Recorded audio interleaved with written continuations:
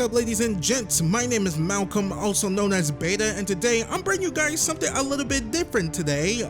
Usually you come to my channel for gameplay walkthroughs, full plays, playthroughs, and the occasional let's play, but I decided to do something a little bit different. I'm bringing you guys my top 10 personal games of 2019. Now, I personally think that 2019 has been a great to an amazing year for video games. I know there's some people who say it's kind of like a weaker year for this generation, but I'm like, I disagree. Just because we did not get any masterpieces like God of War or Red Dead 2 from 2018, that doesn't mean there hasn't been any great or amazing games this year. Like that doesn't mean 2019 a weak year, in my personal opinion. Sure, was there no 10 out of 10s in my personal opinion? No, but there's been a lot of 8s, high 8s, 8.5s, 9s, 9.5s, you know. So yeah, I thought just because you don't have a masterpiece for the year, that doesn't make it a weak year, in my personal opinion. So yeah, anyways, I'm not used to a video like this. I never produced a video like this. It's not gonna be as well made like an IGN or Eurogamer or GameSpot video, but I'm gonna try my damnedest to make it as best as I can. So please, if you guys like what you saw during this video, please consider giving me a like over on this video. If you guys don't, please give me a dislike. Give me all the criticisms and feedbacks in the comment section down below and on what I can do better in a video like this, because I might be making a new series going forward in 2020 that's kind of like this, that's gonna coincide alongside my my normal gameplay walkthroughs, what I normally do. So yeah, I'm gonna tell you guys how this is gonna work. I'm gonna give you guys my top 10 games of 2019, starting with number 10. Show you guys some gameplay and then tell you guys how I feel about the game and overall why I put it at that number. So yeah, like I said, we're gonna start from number 10 and go to number 1. So yeah, if you guys like what you saw during this video, please consider giving me a like. Give me a like on this video. Please subscribe for more content. It helps out the channel a lot. And when you do subscribe, make sure you click that little bell next to the subscribe button so you can start receiving notifications when I post videos. Please share my channel and my videos to all your friends, family, cats, and dogs, and whoever who not. And you guys can all follow me on Twitter at Baytuh, Baytuh. And I also have a Patreon page. If you guys could please go over there, donate starting at the $2 tier so I can keep making some cool shits. And that's over here at this youtube.com/Baytuh. That is patreon.com/Baytuh, Baytuh. Also, if you guys don't have a Patreon page or you do not want to use Patreon but you have a PayPal account, I also have a PayPal account you can donate to. That is paypal.me/Baytuh, Baytuh. And without further ado, ladies and gents, let's get to my top 10 games of 2019. Sorry if this video is a little bit long.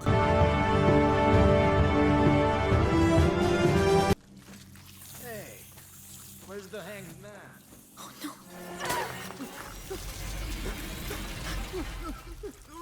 Number 10 on my list, A Plague's Tale: Innocent. Now, this type of game usually isn't my style. Like, it's an action adventure with survival horror elements, or I should say horror elements with some stealth and puzzle elements with it as well. And I'm like, when the first time I heard about that, I'm like, I don't know. But watching gameplay trailers and the story trailers and whatnot, I'm like, I'm actually really liking it. I like the idea of like, well, the rat plague is coming to town and the Inquisition burns down your village and you have to escape and protect your little brother the whole entire way. I'm like, okay, so let's try this out. And I'm pleasantly surprised how much I enjoyed the game. First of all, I actually really dig the story of you trying to find out if your mother is dead or not, which I think is a light spoiler and whatnot. Actually, no, it's not. You're trying to figure out if your mother's dead or not.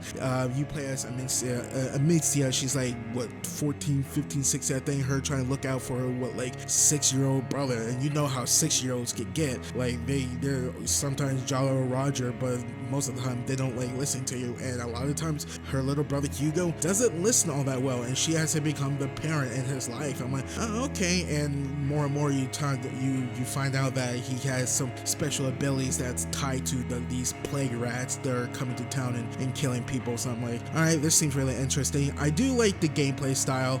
Not only that you you sometimes play the hide and seek games with the enemy guards, but you can actually use some rocks to attack them, get a one-shot kill off of when you hit them in the head, or even shoot out their lights. So because the lights are like one of the rats of kryptonite, pretty much. When you shoot out the light and there's rats around, the rats are gonna come around and kill the enemy guards. I'm like, okay, that's actually pretty smart. You use the light or shadows to your advantage in that way, and also you can use lights to block off guards' passageways, so the rats could be on, blocking their way because they're moving towards the enemy guards because they're scared of the light, of course. I'm like, okay, like this is actually strategically done. Like I actually like the gameplay style. I think the game's not even that long. It's about like a good I would say 6 hours maybe, but I really enjoyed my time. I think it's not even a full price game. I think it's like $40, which I honestly think it's worth it. It's a Plague Tale Innocence is a really great game, and I do highly recommend trying it. So yeah, number 10 on my list, A Plague Tale Innocence.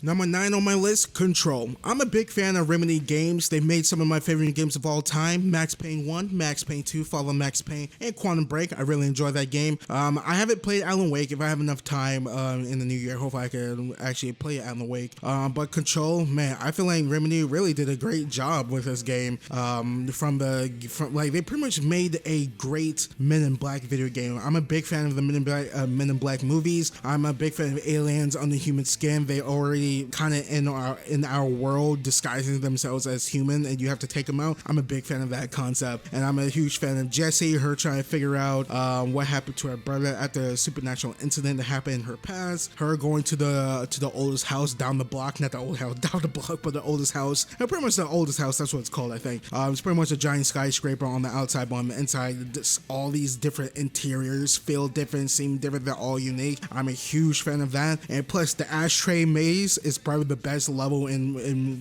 any video game. I mean, one of the best levels, I would say. That maze is freaking awesome, definitely with the Take Control song playing at the same time. Very awesome, very rad. I do feel like some of the game does kind of fall apart towards the end when you're just going through the gauntlet. Pretty much, here's this part of the oldest house. It's all red, and here's the gauntlet of all these enemies you face in your past. Here they come, one by one, and you do extra damage. Like, man, they kind of did the same thing with the ending in this game as they did with Quantum Break, where, hey, you're about to face Littlefinger from Game of Thrones, but here comes all his goonies you have to face off one by one that you faced prior hours before. I'm like, oh man, that kind of sucks. But going into the gameplay, I really enjoyed the gameplay. I thought the gameplay was great, fast, fluid, fun, using your powers, your telekinetic powers, you pull stuff in, push stuff, throw stuff at your enemies. I'm also a huge fan of destruction in video games. Like, some of my favorite moments is in Battlefield 3 and Battlefield 4 is blowing crap up, seeing buildings and walls comes down. That's why I love the Frostbite 3 engine. I mean, minus the whole Bioware stuff. That I think the Frostbite 3 engine is perfect for that type of destructibility in first-person shooter games. And the Northlight engine, I think that's the engine that Remedy is using for Control. Man, freaking perfect. God, the destructibility.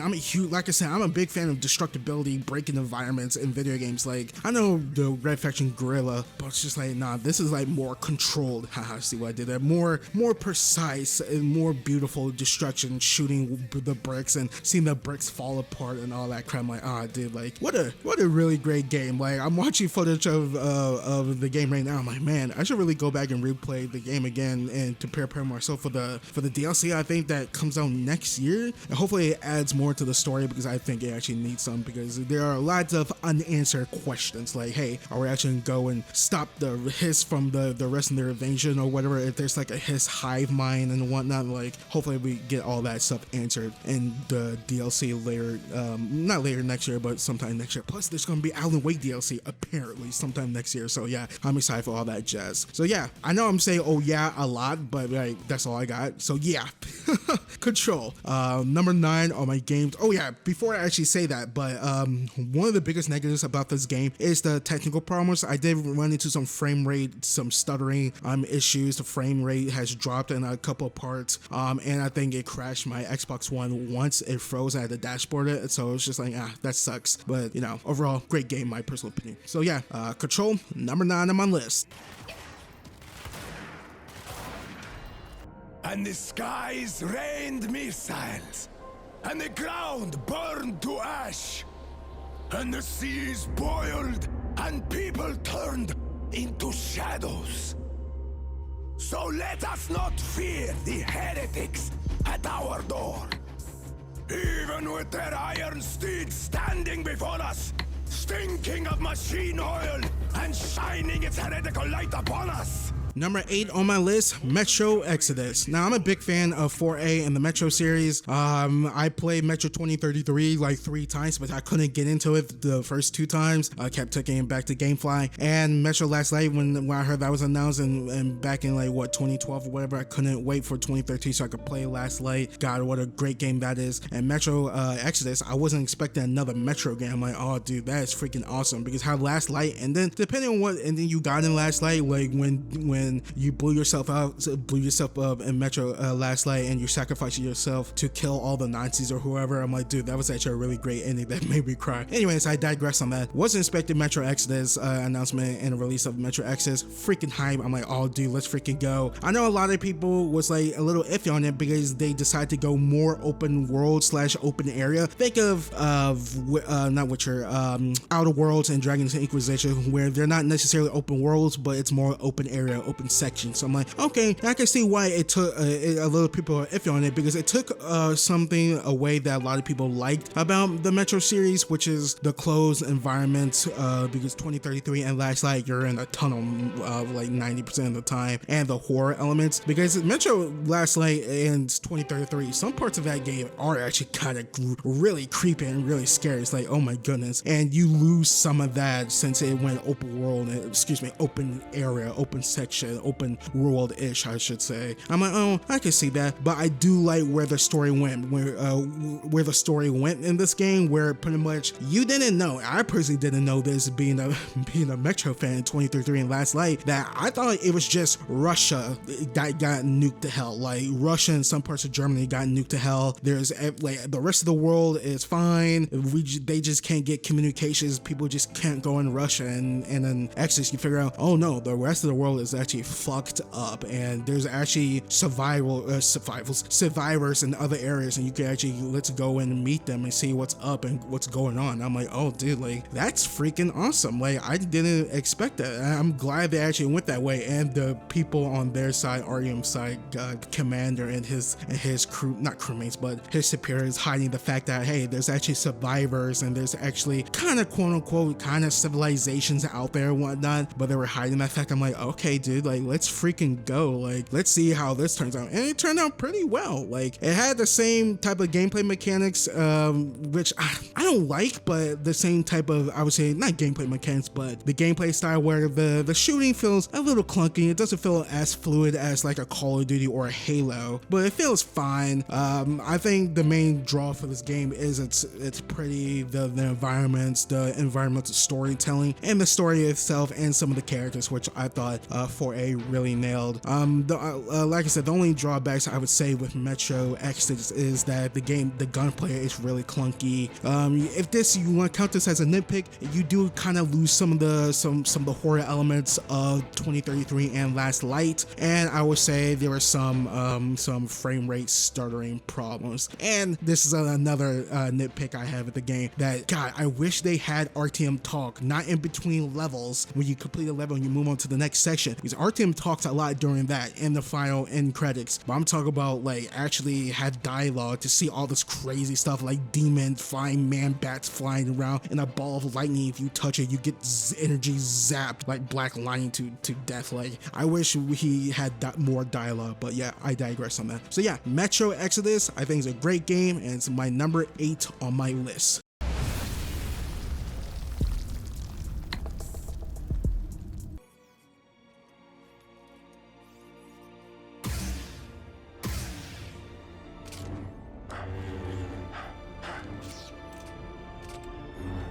Number 7 on my list, Star Wars Jedi Fallen Order. Now, I'm not the biggest Star Wars fan, and I think I'm a very casual, very casual Star Wars fan. I like it fine enough. And I think we can all agree that Jedi Fallen Order by Respawn Entertainment is the best Star Wars game, not only out of the EA Star Wars license deal with Disney, but the best Star Wars game since KOTOR 2, maybe? I mean, people would argue like, well, Force Unleashed 1 and Force Unleashed 2, I'm like, sure, there's some cool choices in that game, but I'm like, was it a legitimately good game, or was it good, fun, dumb action? Like, I feel like this game has, Jedi Fallen Order has the characters, great writing, great plot, good villains, great, good gameplay, like good scenery and whatnot. It's just like, I feel like it just like destroys Force Unleashed, which is a fine game, really fun game, but it's just like, I just personally feel like there's no competition. Like, I love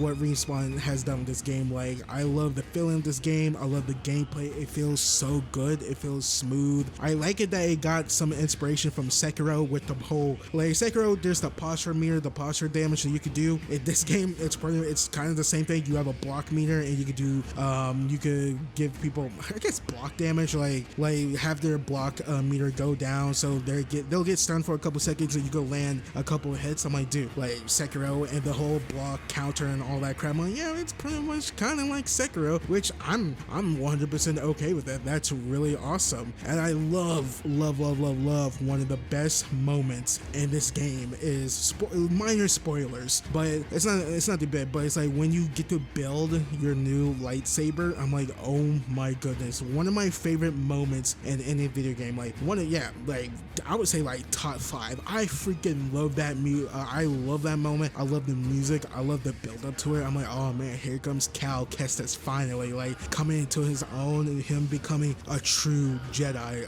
I would say a Jedi Knight. I think the voice actor, which I'm blank on his name, he's the first Joker from Gotham, which I thought he did a great job in Gotham, despite that show has its ups and downs. Anyways, I thought he nailed the role as Kel Kestis.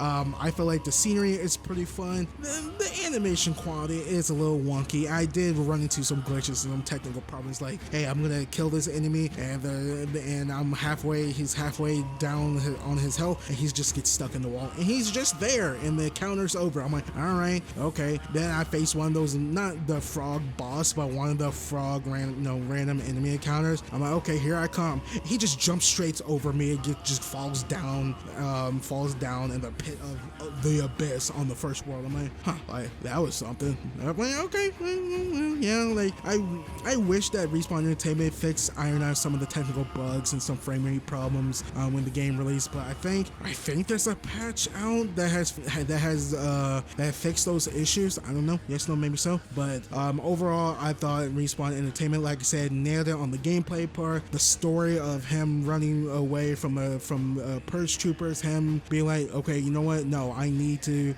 do the right thing, become the Jedi Knight, become what my master wanted me to be, and help out the galaxy from. I'm like, oh dude, that's like really freaking rad. Like, this game actually made me a bigger Star Wars fan. That I'm gonna probably start watching all the movies, watch the Clone Wars, and watch Rebels and all that crap. I'm like, I want to know more about this world. So yeah, overall, despite the frame rate issues and some of the technical problems, I think Star Wars Jedi Fallen Order is a really good game, or actually amazing game with awesome boss fights, good music, and really cool set pieces. So yeah, number 7 on my list, Jedi Fallen Order.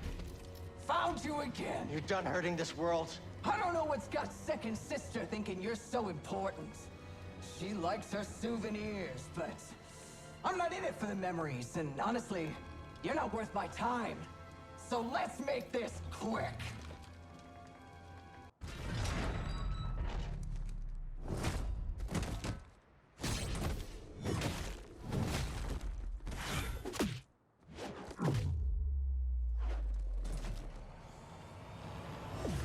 Number 6 on my list, Borderlands 3. Now, Borderlands 3, fantastic game. I think it's better than Borderlands 2, better than Borderlands 1, and better than the pre-sequel in every way, shape, and form, except for one aspect in Borderlands 2, but I'll touch on that a little bit later on. The guns feel amazing, the different variety of the guns. I love the new Vault Hunters. I made Amara the Siren. Previously in Borderlands 1, 2, and pre-sequel, I always went with the soldier commander. Like in Borderlands 1, I went with Roland. Borderlands 2, I went with Axon. In Borderlands 3, I went with Wixon? Not Wixon, but William, someone. He was pretty much basically the soldier for Borderlands the pre-sequel. I'm like, all right, let's change things up. I'm like, I like Amara's look. I like her style. Plus, I'm a fan of the up-in-your-face brawler type gameplay style. Like that is my gameplay style in most video games. I'm like, okay, it suited my style. Plus, she had like Maya's a little bit of Maya's style where you could use your face lock and trap enemies in place, which I barely used that. I used more of the brawler category in your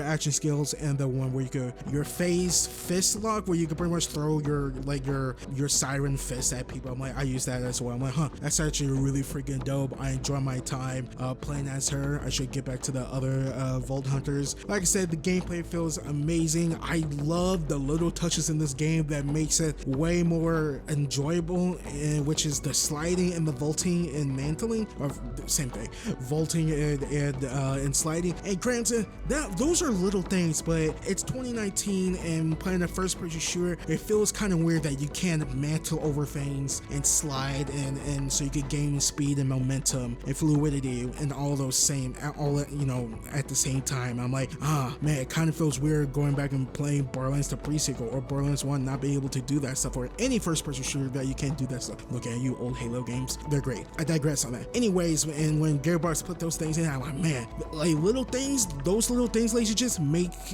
the game so much more enjoyable for me. Like I said, that's a nitpicky enjoyable thing, but I love it so much. I really enjoy the music in this game. It's really fun and poppy. The boss fights are over the top, crazy, batshit insane, excuse my language, but they're awesome. A couple things that are negatives. I think the Calypso twins, Tyrene and Troy, I think they're good, they're enjoyable, but compared to Handsome Jack, they don't hold a candle to my boy Handsome Jack. Like, you understand his, like, the motivations of the Calypso twins are kind of like weak, like, oh father, you owe us the world or whatever. I'm like, that is the most anime dumb bullshit I've ever heard in my life. That is so stupid, but they are enjoyable to me, and they are kind of fun, but compared to Handsome Jack, they're nowhere close. And the other big negative, and this is a really big nitpick for me personally, ladies and gents, is that your character, if you play as Zane, Mose, Beastmaster, or Amara, your character does not matter in the story cutscenes, only gameplay wise. Like I'll give you an example. So, light spoilers, if you want to turn this off for a quick second. In the first vault, big vault, Maya dies, but you come through the vault portal and the Calypso twins come in, and you're there. You're just a disembodied head. You're freaking there. You can't see your character because it's first person, of course, and you see Maya dying right in front of your face, and it's just like, you can't do freaking anything.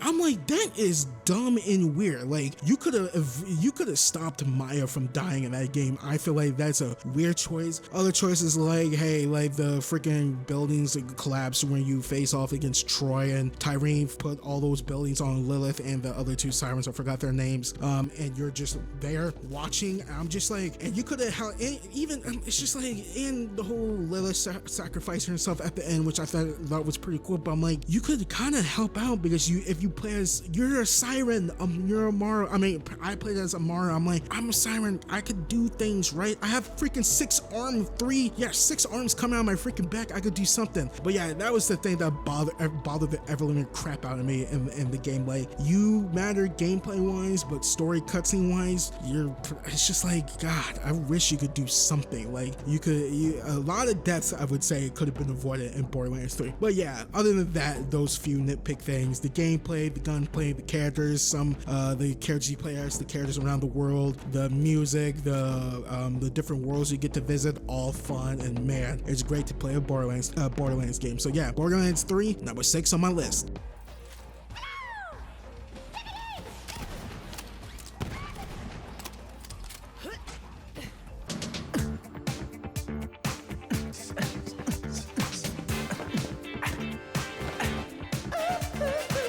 Number 5 on my list, Devil May Cry 5. I am a big fan of the Devil May Cry series, and before Devil May Cry 5 came out, ladies and gents, I would say that DMC, Devil May Cry by Ninja Theory, it was my favorite Devil May Cry game, and I know I'm gonna get a lot of hate for that, but I just love the unique level design in that game. I love going to Limbo. I love the different combat styles when they kind of made it less confusing for me personally, using Dante's different styles, because I do think it's still silly that his different gunslinger and royal guard is mapped to the D-pad button you're playing on console and whatnot, where it could just be a button like a button like you could look up and or jump and look down and shoot and do his spinning gunslinger tricks and whatnot. But I digress on that, and I feel like the combat was a lot more faster and a lot more fluid than the other Devil May Cry games. But Devil May Cry 5 takes it up a notch. I love how epic the set pieces. I love it that pretty much the gang is coming back. We got Nero from DMC 4, voiced by Johnny Young Butch, which is freaking awesome. Ichigo from Bleach, and of course Dante coming back with his posse Trish and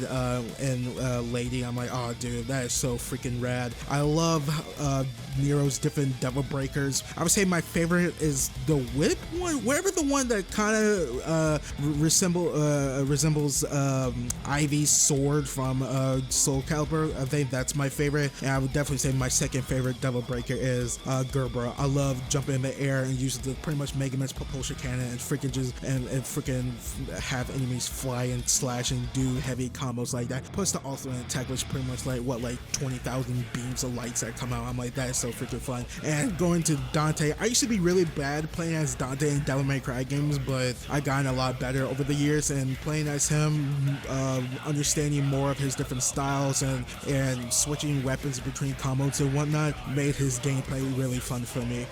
Plus V, I like V, the new character. I like it. He plays a lot more different than Nero and Dante, where they're more close to mid-range, while V plays more of long-range attacker. Plus, I love the music. God, jeez, I would definitely say that Devil Trigger, best Devil May Cry game.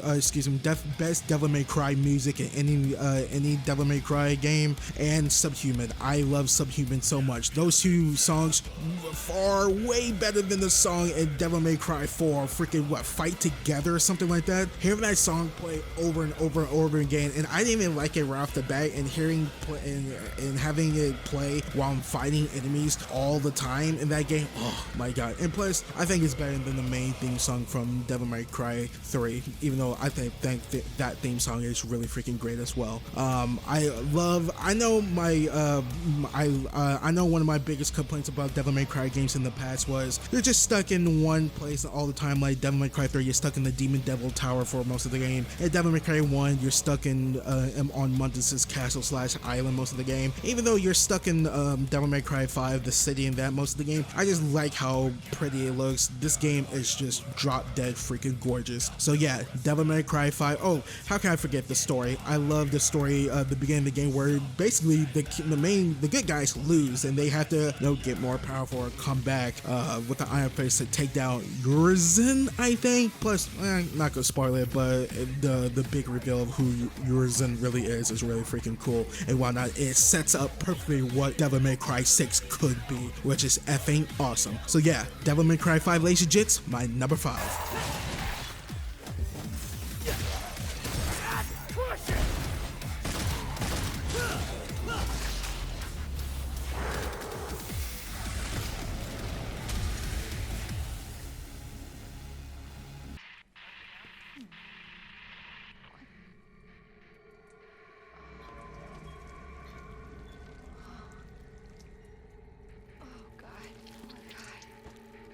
Number 4 on my list, Resident Evil 2 Remake. Resident Evil 2 Remake, what a phenomenal freaking game. It's my favorite Resident Evil game, ladies and gents. It was Resident Evil 4, but after playing this game, man, it's so effing fun. And usually survival horror games aren't necessarily my cup of tea. Definitely if it's like you have to play the whole hide and seek game and you have to hide from enemies. I'm not that big of a fan of that type of horror gameplay style, like Outlast and all that, in those games in that type of vein. I like the type of horror games where you can actually fight back, like Evil Within or Dead Space 2, which is still my favorite horror game of all time. This is a perfect mix of action and horror, and Resident Evil 2 Remake is no different. God Jesus, I love this game. I love how it feels. I love how creepy it is. I was told I played this game on the OG Xbox One, but I heard people on Xbox One X used Adobe Atmos, the big surround size with headphones on, and the ambient noises, hearing the tyrant coming after you or Mr. X coming after you, the zombies. It was so freaking awesome. Even on my OG Xbox One, and like hearing all those noises was freaking awesome. I love the gameplay in this game. It was actually pretty easy taking down zombies, even though in my mind, knowing mostly everything I know about zombies, it takes one shot to the head to take them down most of the time. And this time around, it's what, like 2 to 3 shots to the head, I think, to take them down, depending on what difficulty you play on. I'm like, okay, that's fine, even though that kind of bothers me because the mythos I've built up over the years of like one shot to the head zombies. Definitely that's what the Resident Evil anime movies have taught me. Shout out to you, Damnation and Degeneration and Afterlife, or whatever the one with Chris and Leon in, which isn't that bad. Anyways, I'm super excited to see where Capcom goes with the Resident Evil franchise. I know I thought Resident Evil 7 was a good game, not all that amazing because I'm not that big of a fan of the very slow first person style horror games, like I said before, lazy gens. But something tells me I think Capcom is probably going to keep remaking the old Resident Evil games to lead up to a Resident Evil 8 announcement in the next like 5 or so years. Then they're going to continue that remake canon with 8. I think that would be a great idea. I mean, Resident Evil 3 Remake has already been announced, which is scheduled to be released, I think, April 3rd or April 2nd, 2020. I am super excited to do a full walkthrough of that on my channel. So yeah, Resident Evil 2 Remake, amazing game. I love the God, what the word, like the surroundings. I love the look of it. The only thing that actually kind of bothers me about the game is that depending on I think, if I'm not mistaken, the story canon of the game is Claire B and Leon A, I think. So when you start as Leon A, you're going into the Raccoon City of the police department after Claire, and she's already solved all the puzzles and got underground and to the lab and everything before you. But I'm like, so this is where suspension of disbelief needs to kick in for me. But I'm like, when you go into the police department as Leon after Claire goes through, like all the puzzles and everything are put back together. But I'm like, well, we just saw each other like 5-7 minutes ago. Like, how, like, did freaking Mob Psycho from Mob Psycho come back and like use his psychic abilities to put everything back together? That part just broke my brain. I'm like, this does not make any sense. But I enjoyed it, even though I'm really bad at puzzles. So yeah, Resident Evil 2 Remake, ladies and gents, my number 4.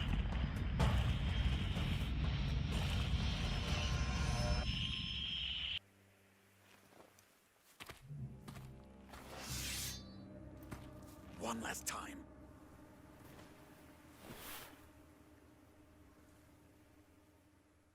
Yes. Let's finish this. Number 3 on my list, Sekiro Shadows Die Twice. Now, I wouldn't say I'm that into Soulsborne games. I never played any of the Dark Souls games. I only got 3 bosses deep into Bloodborne. I got 8 bosses deep into Neo. The last boss I beat was Umibozo. Then I faced a Tengu boss in a side mission that I died a lot. Then I rage quit. I'm like, yeah, F this. But I did play the Surge 1, which I thought, this is an easier Souls-like game. Then I played Vampire, which is kind of like Souls-like as well, by Dontnod. Then I'm like, okay, let's do this Sekiro thing. They got rid of one of my main things I dislike in video games, which is your stamina bar. I don't like managing your stamina meter, but they replaced it with a posture meter and whatnot. I'm like, let's see how this is. And I got my butt laid out. I'm like, oh my goodness. I remember the Game Informer cover story. I think one of them, Dan Tech or someone over at Game Informer, was like, yeah, Sekiro is probably like the hardest Souls-like game ever. I'm like, what? They took away the freaking your sprint meter. It should be easy now. Nope, it's actually kind of hard for me now. But granted, I just need to actually focus and be patient, a little bit more patient, and not play the game like a Souls-like game like Bloodborne or Neo. Like I need to like up my game and like gotta play a lot more aggressive with with most of the enemies and a lot of the bosses. Like my main strategy for the game is usually run around, since you have infinite sprint, run around some of the bosses, like the guy, not Gunichiro, but the guy with the spear on the horse, or Father Owl. Just run around them until I think of a plan to attack. I'm like, huh, it actually works. Granted, how many times did it work with all the bosses in the game? Not many. I got my butt handed to myself sometimes during the Owl, during that fight, doing that plan. Even Lady Butterfly, which I died like over 30 times phasing her, but then when I actually got her moveset down, I'm like, huh, this is actually really freaking easy. And I'm like, oh my god, like this game's phenomenal. Like this is my favorite Soulsborne game and my favorite game by From Software. And by the time you guys listen to this, they won Game of the Year from the Game Awards 2019. I'm like, dude, freaking A, yes, From Software, go get it. Like Sekiro is awesome. Hopefully in the future, like more action games take notes from Sekiro. I mean, Star Wars Jedi Fallen Order, ladies and gents, takes some things from Sekiro, like the block meter, the block/posture meter, and the block deflection type thing. I'm like, yes, like it feels awesome. Plus the level design in the game and the verticality and your ninja arts, your ninja tools that you use to get up and around and lay out your enemies are friggin' awesome. And I really enjoy the story. I like the revenge story. You find the young master, the different endings. I mean, I beat the game 3 times. I got the Shura ending, but first I got the purification ending. No. I got the return ending first, then I got the immortal severance ending, then I got the Shura ending. I have not got the purification ending. I honestly think beating Sekiro 3 times, lazy jits, has made me a better Soulsborne player. So yeah, number 3 on my list, Sekiro Shadows Die Twice.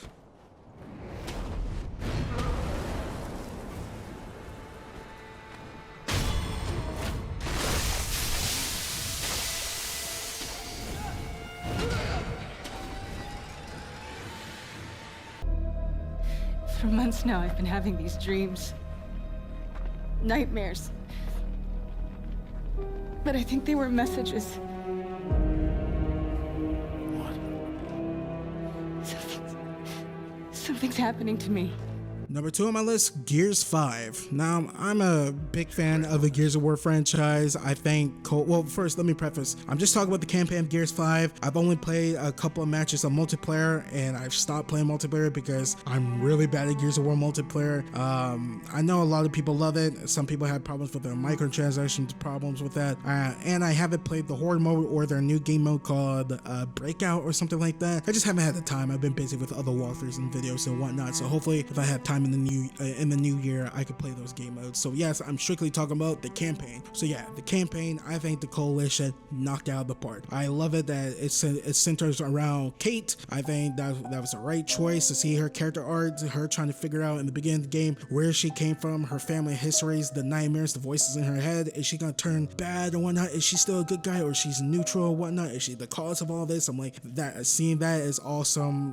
Her character arc, seeing JD's character arc from like, oh, he's kind of like a sweet, cool guy in I was about to say Uncharted 4, in Gears 4, and kind of in Gears 5, he's a douchebag. Like, man, this guy sucks. And seeing Dell, I'm a big fan of Dell. See him being paired off with Cade, being on by her side and whatnot, and of course, old man Marcus Phoenix. Nice seeing him. The gameplay, in my personal opinion, this is the best feeling Gears of War game. I love the fluidity of the movement. The guns feel amazing, like always. Gears 5, in my opinion, is one of the best, if not the best third person shooter out there, up there with like Vanquish, which is getting a remaster next year. Can't wait for that. I love the different variety of enemies and weapons, like the enemies, like I love the swarm and the zombie robot DBs and whatnot. Those are fun to take down. And whatchamacallit, I love the environmental destruction, those razor storms or whatever they call it. For pretty much the super storms, pretty much Storm from the X-Men uses her mutant powers to rain down fairy on the characters of the Gears of War of Gears 5. Like wherever that is, I love seeing that. It's back from Gears 4. It just ups the ante because now you can use it as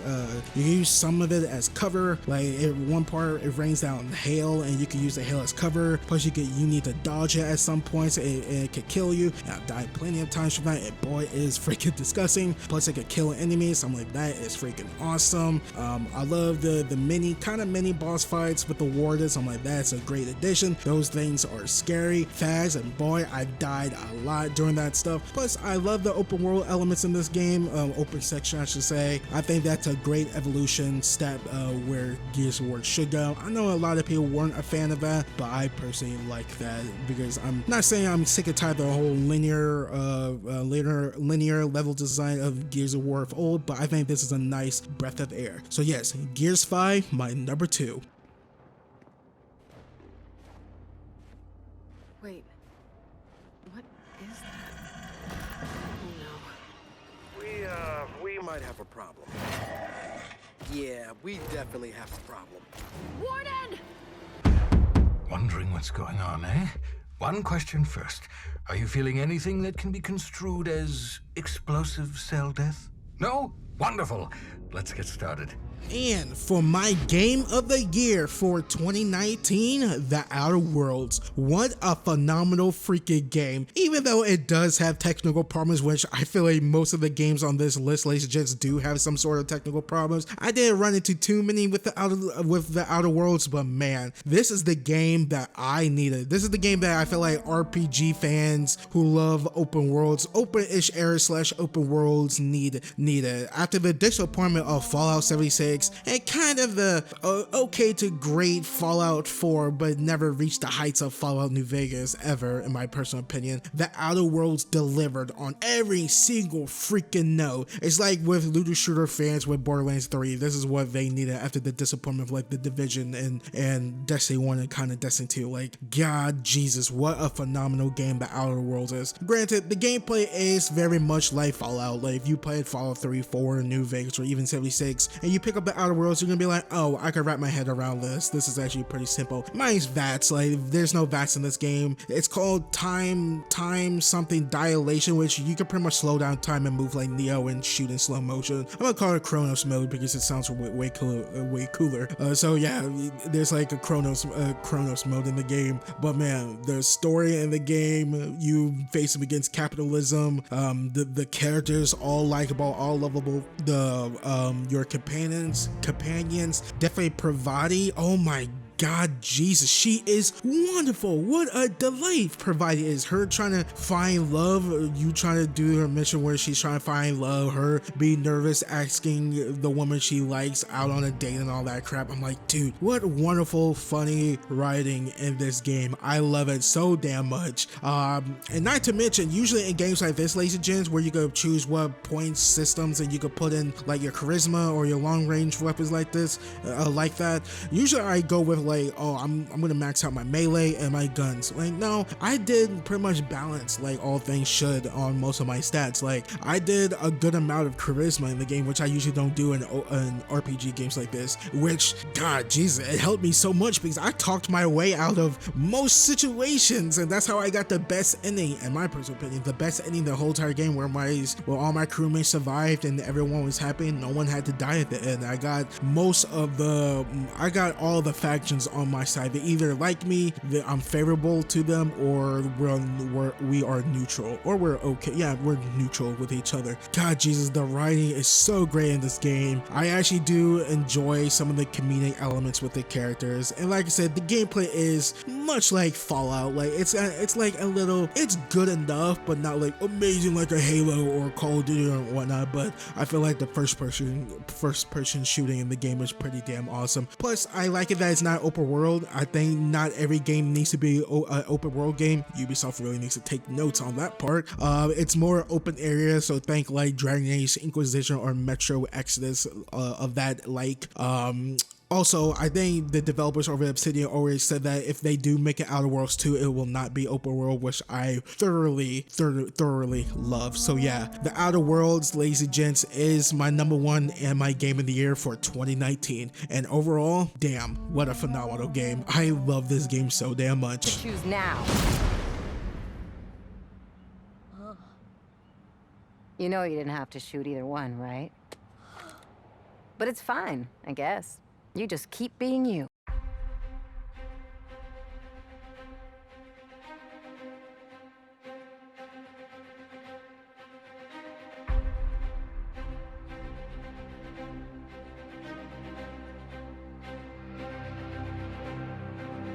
So, what do you think about my top 10 list? Was it good or was it horrible? Probably horrible.